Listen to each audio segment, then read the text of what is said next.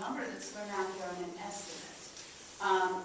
Does this affect your thinking in the upcoming pot issue? And as lawmakers, would you be inclined on the front end to try to do something like this with the pot issue if it passed? I think Ohio voters will definitely analyze everything. But, you know, one thing when you're talking about casinos and racinos, you're talking about people that they make their living at predictions and odds, and you know, just they're really good at math.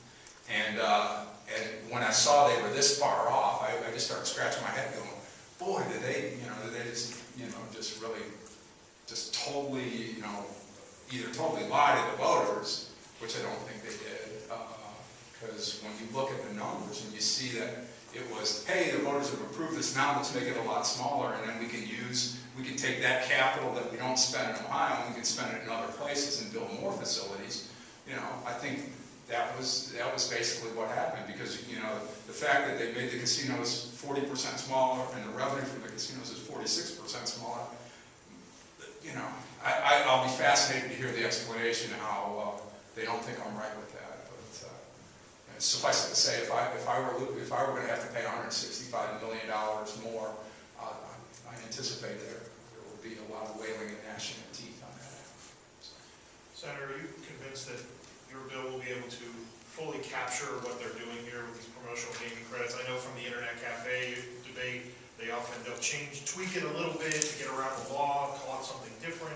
Are you confident that you'll be able to avoid having that happen? Well, it was funny when we were, and thanks for the question, Jim. When we were preparing the bill, you know, we watched all the, YouTube is great. And you just watch all the commercials and, you know, oh, they're going to pay, oh, it's all covered, I mean, you know.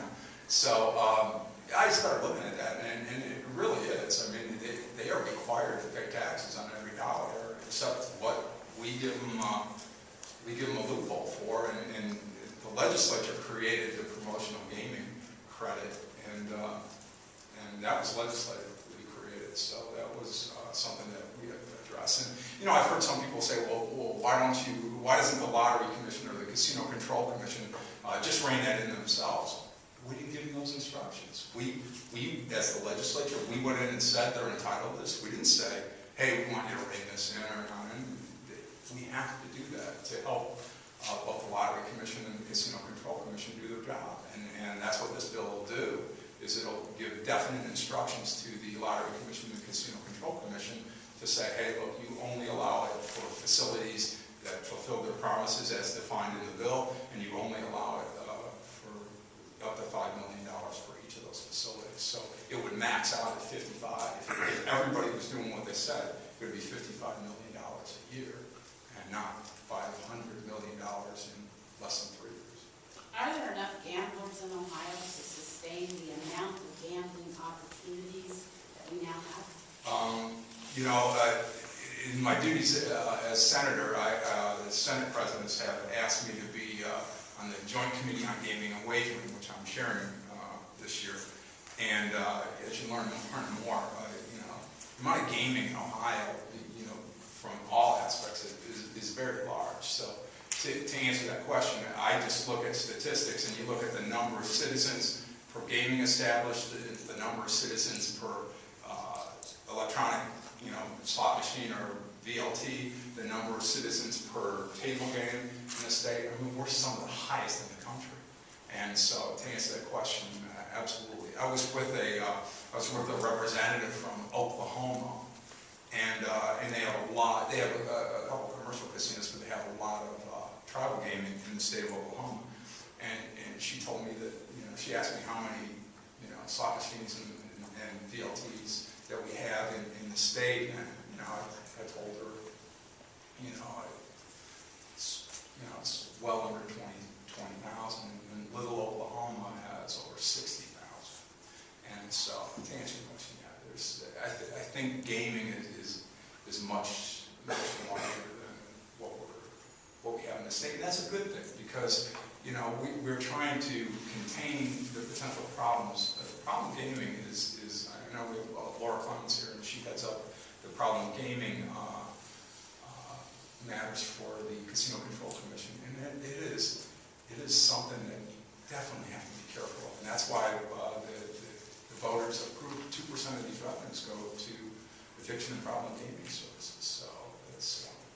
some of the money will help fund those budgets also.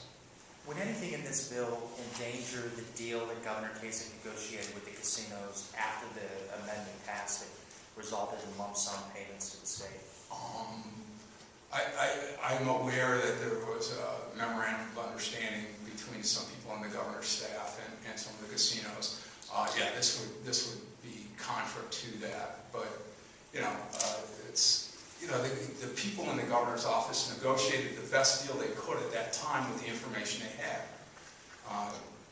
We've come a long way since then, and we've come a long way since 2009, 2010, and man, we're very lucky to have learned from that, and we have to adjust from that. So what happens to that deal then, if this legislation should pass? Well, the legislature was never part of that deal. So I can't imagine, honestly, unless you own a casino or a racino, and you're not going to have to pay your portion of the $165 million that didn't flow to schools and local government, I can't imagine anybody in the state will be against this. Because this is just asking people to live up to the promises that they made. Yeah. When you mentioned that they're not living up to their promises and not necessarily putting in everything they promised, do you have someone in mind, or is this across the board? The reason I ask is because Horseshoe up in Cleveland has never built their casino. They refurbish a department store. And strangely enough, they also own a racetrack up there, and they never built anything there either. So no, exactly. I mean, you look at the number of installed machines. I mean, look at the Hollywood facility out in the Mahoning Valley. They're authorized to have 2,500 video lottery terminals. They have 866.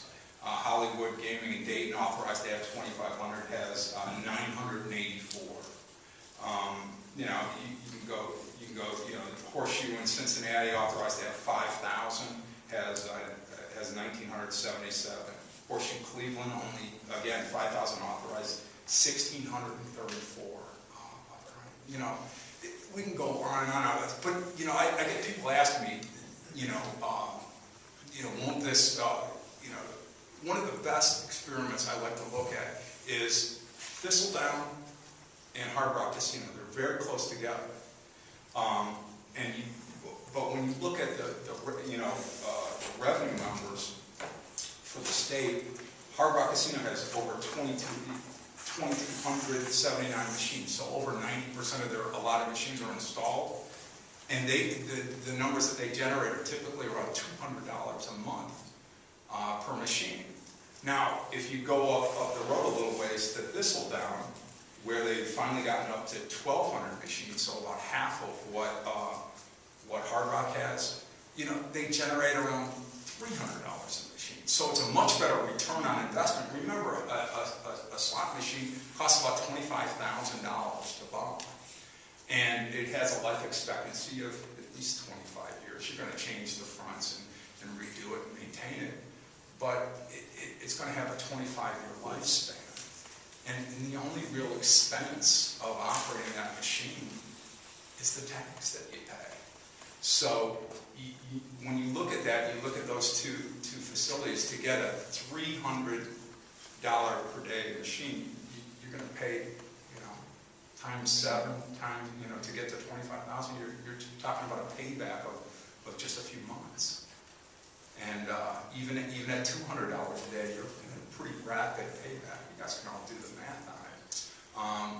This is about looking at this situation and saying, hey, look, you didn't build what you promised to build. You're not employing the number of people you said you would employ. You didn't hire when you didn't build the facility that big, there was a lot of construction jobs that didn't get created because you built the facility a lot smaller than you were supposed to, or what you represented.